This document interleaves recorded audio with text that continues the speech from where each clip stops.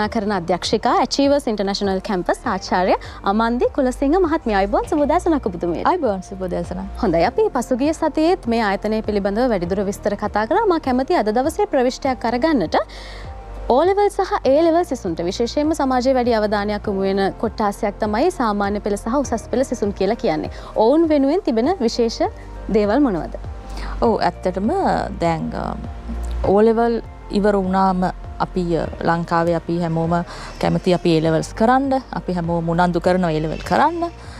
සමහර කෙනෙක් සමහර වෙලාවට ඒගොල්ලන් O level වලින් පස්සේ කැමති කෙලින්ම වෘත්තීය මාර්ගවලට එළඹෙන්නටත්, එතකොට ඒ අය වෙනුවෙන් පදනම් පාඨමාලා, ඩිප්ලෝමා පාඨමාලා කීපයක් තියෙනවා.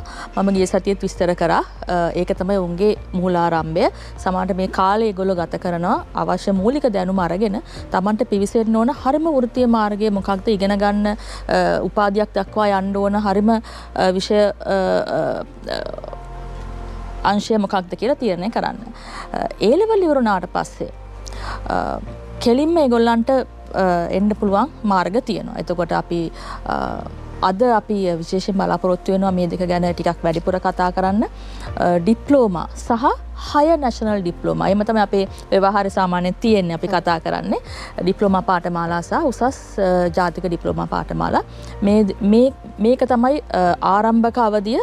මේ පාඨමාලා ඉවර කරන දරුවන්ට කෙලින්ම තමන්ගේ උපාධි සිහිනය අවසන් කරන්න ඉතාම ඉක්මන් මාර්ග විවෘත වෙනවා.